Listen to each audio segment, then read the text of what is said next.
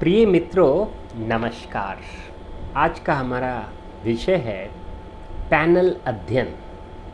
Panel अध्ययन क्या है? What is panel study? दोस्तों, हमने लॉन्गिट्यूडनल रिसर्च के तहत आपको 3 प्रकार के शोध अध्ययन बताए थे, जिसमें सबसे पहला ट्रेंड स्टडी, दूसरा कोहोर्ट स्टडी और तीसरा पैनल स्टडी। हाँ, बीच में हमने कुछ समकालीन मुद्दे ले लिए थे, जैसे हिंदी पत्रकारिता कल, आज और कल, इसके 2 भाग बनाए थे। लेकिन उससे पूर्व हमने लॉन्गिट्यूडनल रिसर्च मेथड्स के 3 प्रकार की चर्चा की थी, और पहले हमने ट्रेंड स्टडी और कोहोर्ट स्टडी की चर्चा की है। और आज हम फिर से उसी विषय पर वापस आते हुए पैनल स्टडी की चर्चा करने जा रहे हैं। पैनल स्टडी ट्रेंड स्टडी से अधिक व्यापक होता है, अधिक विस्तृत होता है। पैनल स्टडी में और ट्रेंड स्टडी में एक बहुत आधारभूत अंतर यह होता कि पैनल स्टडी में वही सेम रिस्पोंडेंट को फिर से लेना होता है। The respondent should be the same, the respondent should not change. जो हमने 100 रिस्पोंडेंट्स आज से 5 वर्ष पहले लिए हैं, उसी को फिर हमें 4 वर्ष पहले लेना पड़े, 4 वर्ष पहले का लेना पड़ेगा, 3 वर्ष पहले का लेना पड़ेगा, 2 वर्ष। चाहे हम इसको थोड़ा छोटे अवधि का भी अध्ययन कर सकते हैं पैनल स्टडी में, क्योंकि हमारा रिस्पोंडेंट सेम होगा। Panel study is a combination of time series study and cross sectional study. हम जानते हैं कि टाइम सीरीज स्टडी में हम अलग अलग टाइम पर किसी एक मुद्दे को लेते हैं, जैसे प्राइस चेंजेस। केवल प्राइस का हम अलग अलग वर्षों में अध्ययन कर सकते हैं, या अलग अलग महीने में अध्ययन कर सकते हैं, या मीडिया कर्मियों की प्रति व्यक्ति आय, मीडिया कर्मियों की प्रति वर्ष किस प्रकार से बदल रही। केवल एक पहलू को लेते हैं तो उसको टाइम सीरीज़ कहते हैं। और जब इसके बहुत से पहलू लेते हैं लेकिन टाइम एक ही हो तो उसको क्रॉस सेक्शन स्टडी कहते हैं। यानी कि केवल हम वर्ष 2000 का अध्ययन करें, मीडिया कर्मियों की प्रति व्यक्ति आय, मीडिया कर्मियों की कुल आय, मीडिया कर्मियों की पृष्ठभूमि, मीडिया कर्मी प्रशिक्षित हैं कि गैर प्रशिक्षित हैं, मीडिया कर्मी के किस तरह की उनके पास जो संपत्ति है, जो धन धान्य है, इन सब का संपूर्ण अध्ययन जब हम एक समय विशेष में करते हैं तो क्रॉस स्टडी कहलाता है। Panel study is a combination of both time series and cross study, but the most important thing in panel study is that the respondent has to be same. So panel study कई बार बहुत दीर्घ नहीं होता, थोड़े छोटे काल को करते हैं।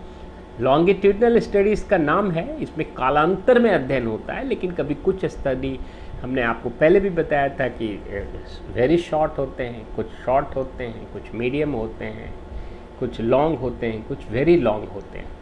तो हम जो पैनल स्टडी करते हैं उसमें हम थोड़ा सा अवधि छोटा, ताकि वो पॉपुलेशन सेम रहे, वो सैम्पल सेम रहे, रिस्पोंडेंट सेम रहे, उसका प्रतिदर्श और उसका उत्तरदाता नहीं बदलना चाहिए। तो इसलिए हम ऐसे चुने गुने उत्तरदाताओं को लेते हैं जिसकी तुरंत स्थानांतरण की संभावना नहीं है, जो तुरंत कहीं इधर उधर जा नहीं सकता, जिसके साथ कोई ऐसी घटना नहीं घट सकती। इस तरह के उत्तरदाताओं को लेते हैं ताकि सेम उत्तरदाता हो। प्रश्न अनेक प्रकार के हो सकते हैं, उनसे विभिन्न कालांतरों में यह पूछा जाता है। लॉन्गिट्यूडनल स्टडी हमने आपको पहले भी बताया था, ये रिट्रोस्पेक्टिव भी होता है और प्रॉस्पेक्टिव भी होता है। तो ट्रेंड स्टडी भी रिट्रोस्पेक्टिव होता है और प्रॉस्पेक्टिव होता है। केवल कोहोर्ट स्टडी है जो प्रॉस्पेक्टिव होता है, और पैनल स्टडी भी रिट्रोस्पेक्टिव भी हो सकता है, प्रॉस्पेक्टिव भी हो सकता है।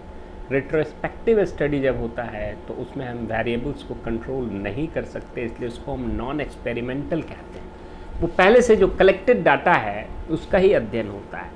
लेकिन जब हम आगे का डाटा लेते हैं, जब हम प्रॉस्पेक्टिव स्टडी करते हैं, तो उसमें हम उसको कंट्रोल भी कर सकते हैं। वो एक्सपेरिमेंटल टाइप ऑफ रिसर्च होता है। तो खैर, पैनल स्टडी में हम रेट्रोस्पेक्टिव भी ले सकते हैं, प्रॉस्पेक्टिव भी ले सकते हैं। तो पैनल स्टडी में हम विभिन्न मुद्दों को ले सकते हैं, विभिन्न कालावधि में, कालांतर में ले सकते हैं विभिन्न लेकिन इसमें बहुत अनिवार्य चीज़ है कि इसका रिस्पोंडेंट, इसका सैंपल वो सेम होगा, उसमें चेंज नहीं होना चाहिए। That's why the panel should be the same, it should be the same panel of respondent, unlike trend study. In trend study the number of respondents will be that fixed, but the respondents often changes. So very long study can be done on trend research, but on panel research generally it's not as long as trend study. So panel study इस प्रकार से trend study का ठीक उल्टा है। इसमें respondent fix होंगे, इसमें आपके सैंपल फिक्स्ड होंगे। हालांकि इसमें भी कभी कभी दिक्कतें आती हैं, लेकिन ऐसी व्यवस्था की जाती है, इसलिए इसको प्रशासनिक दृष्टि से थोड़ा अधिक जटिल और कठिन माना जाता है। खैर, इसके गुण और दोष की चर्चा हम कभी बाद में करेंगे। तो पैनल अध्ययन के हम कुछ उदाहरण देना चाहेंगे। तो उदाहरण के लिए मिलाबस्की, केस्लर, स्टीप एवं रूबेनस ने वर्ष 1982 में एक अध्ययन किया था। ने वर्ष 1982 में नेशनल ब्रॉडकास्टिंग कंपनी के लिए एक बहुत ही विस्तृत एवं व्यापक पैनल अध्ययन किया था। इसमें टेलीविज़न में दिखाए गए हिंसा से बच्चों में आक्रामकता का अध्ययन किया गया था। इस अध्ययन में 7 वर्ष से लेकर 12 वर्ष के लगभग 1200 बच्चों का अध्ययन किया गया था और उसको हम 6-6 महीने के कालांतर में इसको लिया गया था और उनसे बार बार एक ही प्रकार के प्रश्न पूछे गए थे। इस तरह यह शोध कार्य 3 वर्षों तक चला, परंतु प्रतिवर्ष इसमें निदर्शन का आकार छोटा होता चला गया। पहले वर्ष में निदर्शन का आकार 7% छोटा हो गया, दूसरे वर्ष में निदर्शन का आकार 37% छोटा हो गया और तीसरे वर्ष में निदर्शन का आकार 63% छोटा हो गया। इस शोध से यह भी पता चलता है कि किस प्रकार पैनल अध्ययन में सांख्यिकीय विश्लेषण प्रभावित होता है। शोध के परिणाम बताते हैं कि टेलीविज़न के हिंसक कार्यक्रम एवं बच्चों में आक्रामकता में कोई निश्चित सांख्यिकीय संबंध नहीं है। शोधकर्ताओं ने ऐसा पाया कि यदि टेलीविज़न हिंसक कार्यक्रमों एवं बच्चों की आक्रामकता में कोई संबंध है भी तो वह महज संभावनाओं के सिद्धांत पर आधारित है, केंद्रित है। इसी प्रकार एक अन्य बहुत ही लोकप्रिय एवं प्रसिद्ध मीडिया अध्ययन की विस्तृत व्याख्या इस प्रकार है। इस पैनल के अध्ययन अंतर्गत एसी नेल्सन कंपनी द्वारा अमेरिका में टेलीविज़न के लगभग 4000 दर्शकों पर पैनल अध्ययन किया गया था। उनका वैज्ञानिक तरीके से सर्वेक्षण किया गया। इन दर्शकों के घर पर पीपल मीटर जैसे यंत्र लगे थे, जिससे यह पता चलता था कि कब किस घर में कितनी देर कौन सा चैनल कितने लोग देख रहे हैं। तात्पर्य यह कि पैनल अध्ययन आज भी टेलीविज़न हिंसा के प्रभाव के अध्ययन के लिए एक अत्यंत ही प्रचलित विधि माना जाता है। दूसरी ओर सिंगर, हेस्मोंड, हिसर्च एवं निकोल ने वर्ष 1988 में पैनल तकनीक का उपयोग करते हुए यह निष्कर्ष निकाला था कि जो बच्चे टेलीविज़न बहुत ज़्यादा देखते हैं और जिनके माता पिता बीच में हस्तक्षेप नहीं करते हैं, उन बच्चों पर इसका सबसे ज़्यादा प्रभाव देखने को मिला। इसी प्रकार एक और निष्कर्ष रोशेनबर्ग एवं मिंगडहल ने वर्ष 1989 में किया था। उनके द्वारा यह निष्कर्ष निकाला गया कि रोसेनग्रेन एवं उनकी टीम ने स्वीडन में स्कूल के बच्चों पर पैनल का अध्ययन किया था।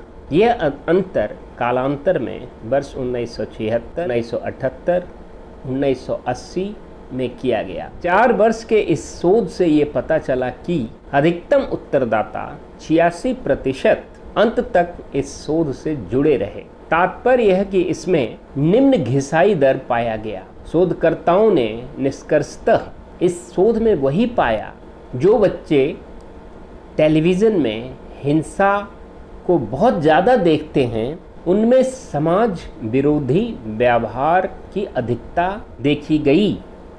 तो दोस्तों, इस प्रकार हमने देखा कि पैनल अध्ययन किस प्रकार लॉन्गिट्यूडिनल रिसर्च का एक अंग है, परंतु यह ट्रेंड स्टडी एवं cohort study, time series, cross sectional study सबसे भिन्न है।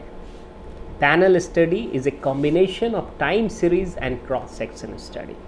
Cross section study is done on a fixed point of time, but it is a retrogressive study. Time series study is done on a various points of time. So panel study is a combination of all this. But the most key point, the most important point is that here the sample and the respondents are fixed. Though practically there is a lot of difficulty in this. इसकी चर्चा हम अपनी अगली video में करेंगे, जब हम panel अध्ययन के गुण एवं दोष की विस्तृत एवं व्यापक चर्चा करने का प्रयास करेंगे। तो दोस्तों, मैंने आपको पैनल अध्ययन के बारे में संक्षेप में बताने का प्रयास किया, कुछ उदाहरण भी दिए, कुछ अध्ययनों के बारे में भी बताया, कुछ राष्ट्रीय अध्ययन, कुछ अंतर्राष्ट्रीय अध्ययन भी आपके समक्ष परोसा। यदि आपके मन में कोई प्रश्न है, कोई जिज्ञासा है, किसी प्रकार का कोई विरोधाभास है, तो आप बेहिचक निसंकोच हमारे कमेंट बॉक्स में अपना प्रश्न कर सकते हैं, अपने विचार रख सकते हैं, अपनी टिप्पणी कर सकते हैं। तब तक के लिए इजाज़त, धन्यवाद।